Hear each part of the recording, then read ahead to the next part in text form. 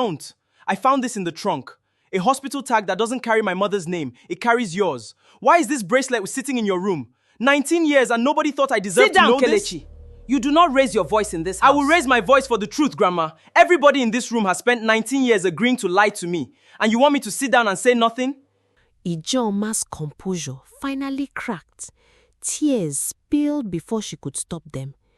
Because I am not your aunt, Kelechi. Her voice was barely above a whisper, but in the silence of that room, it landed like thunder. I am your mother. Nobody moved. Somewhere in the kitchen, a pot boiled over, hissing against the stove, and no one went to turn it off. Say that again, Kelechi said quietly, because I need to hear it wrong. I carried you, Kelechi, Ijeoma said, voice shaking. You and your sister and your brother. I carried all three of you. And your auntie Uzoamaka, God rest her, she raised you as hers because I wasn't allowed to. Allowed? Kelechi's laugh came out broken. Allowed by who? His eyes caught to his grandmother, and Madame Ijeawele, for the first time in 19 years, could not hold his gaze. Grandma, his voice shook now, no longer just angry, wounded. Look at me. Tell me this woman is lying. Madame Ijeawele's lips parted, but nothing came out. Her silence answered louder than any words could have. Adaize rose slowly from the couch. Wait, is this real? Are you saying Auntie Ijeoma is our... I don't know what to call anything anymore, Kelechi cut in, dragging a hand down his face. I don't know what any of you are to me right now. If a truth like this has ever detonated in your own family, drop I understand in the comments and subscribe now, because what led to this lie started under a frangipani tree 19 years ago and it's about to unravel completely.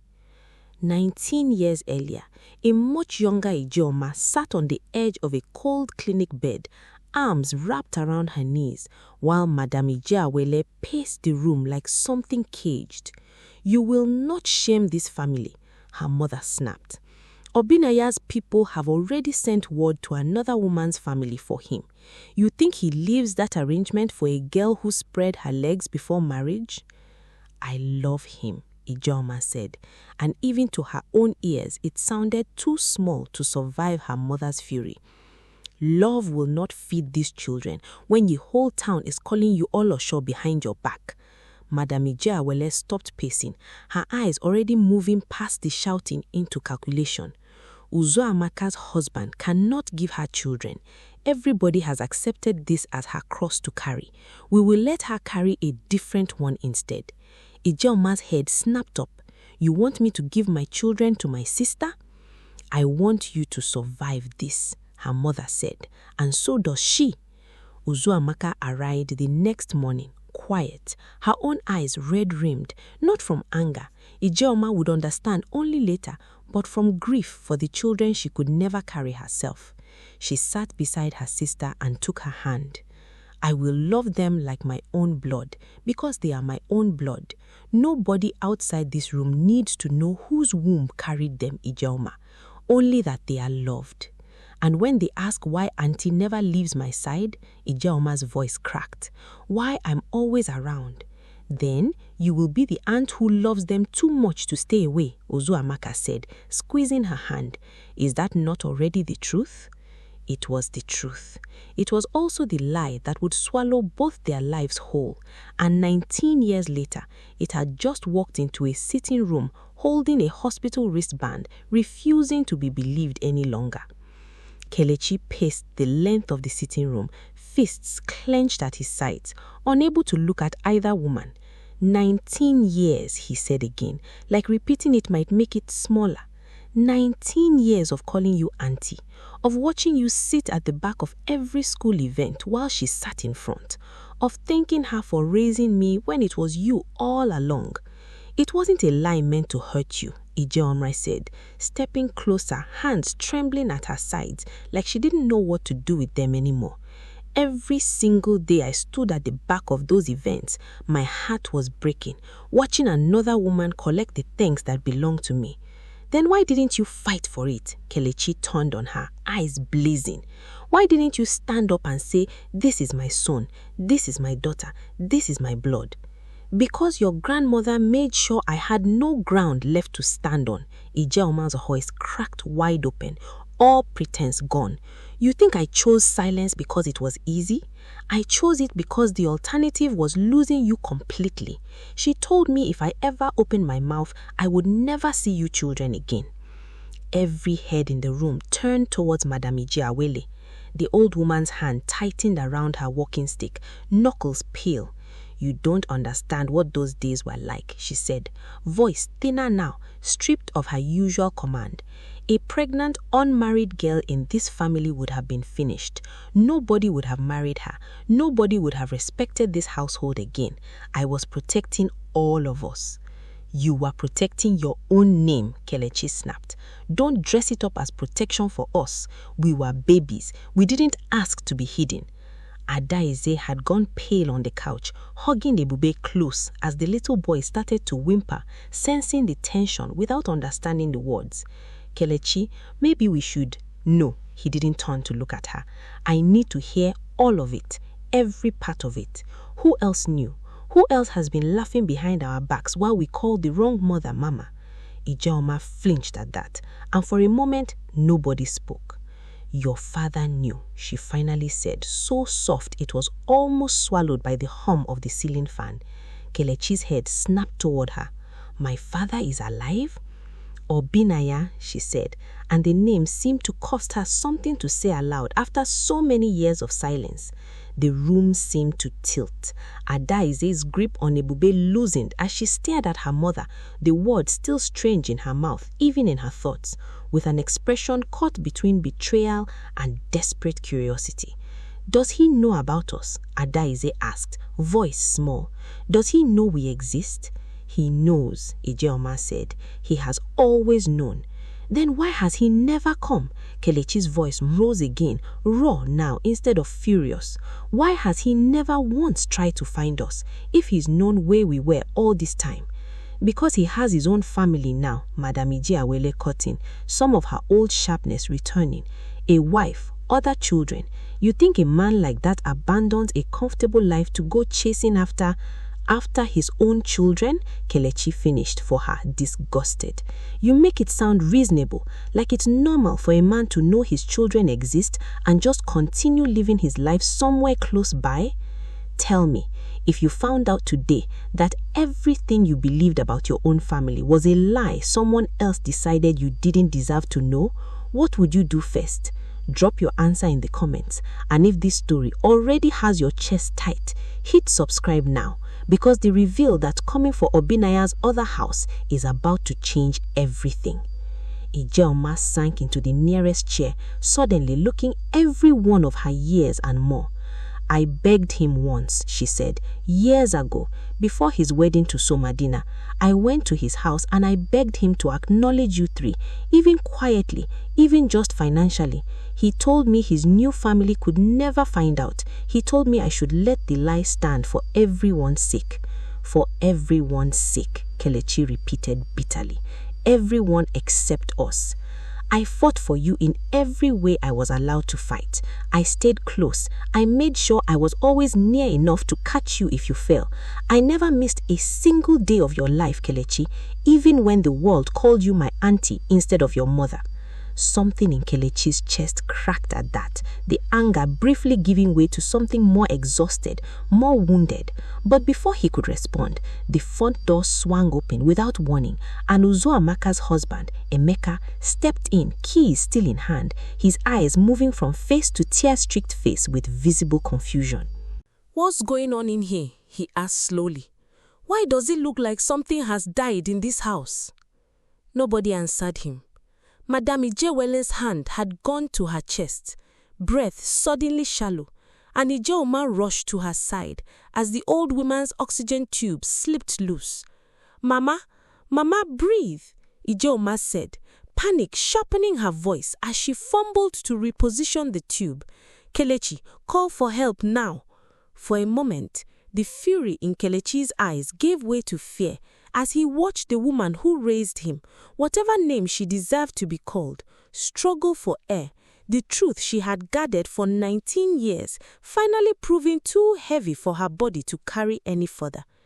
Kelechi's hands shook as he dialed for an ambulance, his voice cracking as he shouted the address twice, unsure if the operator had even understood him the first time. Behind him, Emeka had dropped his car keys entirely, crouching beside Ijeoma to help ease Madam Ijewele down onto the couch as her breathing turned ragged and shallow. "Mama, stay with us," Ijeoma begged, adjusting the oxygen tube with trembling fingers. "Please, not now, not like this." Adaize had scooped Ebube into her arms, backing toward the wall, her own face streaked with tears as she watched the woman who raised her fight for breath. "Is she going to be okay?" she asked no one in particular, voice small and frightened. "He has to be," Kelechi said, more to convince himself than anyone else, phone still pressed to his ear. Yes, we're at the house now. Please hurry." The 10 minutes it took the ambulance to arrive felt like an entire lifetime compressed into a single unbearable room. Nobody spoke of the wristband anymore. Nobody spoke of Obinaya or Somadina or 19 years of silence. All the fury that had filled the room minutes earlier had been swallowed whole by fear. When the paramedics finally lifted Madam Ijewele onto a stretcher, her hand shot out and gripped Ijeoma's wrist with surprising strength. "Don't let them separate my grandchildren from each other over this," she rasped, eyes wide with something that looked almost like pleading. "Whatever else I did wrong, don't let this destroy what's left of this family." Ijeoma said, "Nobody is separating anybody. Just breathe, Mama, just breathe." The ride to the hospital passed in near silence, Kelechi staring out of the window of Emeka's car, jaw tight, while Adaize held Ebube close in the back seat. Ijeoma had gone in the ambulance, refusing to leave her mother's side for even a moment, old resentments momentarily buried beneath the immediate terror of losing her. At the hospital, they waited under fluorescent lights that buzzed too loudly, the kind of silence stretching between them that comes only after a truth too large to process all at once. Finally, Kelechi broke it. "I'm not doing this because I've forgiven anybody," he said quietly, not looking at Ijeoma when she returned from the ward, eyes red-rimmed and exhausted. "I'm doing this because Grandma asked us not to fall apart. That's the only reason I'm still standing here. I don't expect forgiveness. I don't even think I deserve it yet. I just need you to know that everything I did because I loved you too much to lose you completely." "You keep saying that," Kelechi said, turning to face her fully now, exhaustion and anger both etched into his young face. "But love that hides itself for 19 years starts to look like something else, Auntie. Sorry, Mama. I don't even know what to call you anymore." Ijeoma flinched, but didn't look away. "Call me whatever feels true to you right now. I'll answer to either for as long as it takes you to decide." Adaize, who had been quiet for most of the ride, finally spoke up, Ebube sleeping against her shoulder. "What happens now with our father? Are we supposed to just pretend that part doesn't exist too?" Ijeoma's jaw tightened. "No, not anymore. I kept quiet for your grandmother's sake and for the sake of peace in this family. But if this," she gestured toward the ward where Madam Ijewele lay hooked to monitors, "if this has taught me anything tonight, it's that peace built on silence isn't peace at all. It's just delayed war." "So you are saying you will go to him? You will tell his wife the truth," Kelechi said slowly. "I'm saying," Ijeoma said, meeting her son's eyes without flinching for the first time all night, "that Obinaya has hidden behind my silence long enough. If Somadina doesn't know the truth about her own husband, then she deserves to hear it from me directly, not to stumble on it the way you stumbled on that wristband tonight." A doctor emerged from the ward at that moment, expression carefully neutral in the way medical professionals learn to master. "Family of Ijewele Nosu?" Everyone rose at once. She is stable, the doctor said, and the collective breath the family let out seemed to shake the corridor itself. It was a mild cardiac episode, likely triggered by acute stress. She'll need to stay for observation, but she's asking for someone by the name of Ijeoma. Ijeoma didn't wait for permission. She moved past the doctor into the ward without a backward glance, leaving Kelechi standing in the hallway, wristband still clenched in his fist, staring after the woman he no longer knew how to define. Mother, aunt, protector, liar, all folded into the same trembling body that had just nearly collapsed under the weight of protecting him. Kelechi, Adaize's voice pulled him back. What do we do now? About Dad? About all of it? He looked down at the wristband one final time before slipping it back into his pocket, jaw set with a new, colder resolve. Now, he said quietly, we go and meet the man who's been living close enough to watch us grow up without once knocking on our door. If tonight's confrontation gutted you the way it gutted this family, comment part 2 so I know you're not missing what happens when Somadina finally learns the truth about her husband. And subscribe now because what Obinaya has been hiding is about to cost him everything he built his second family on.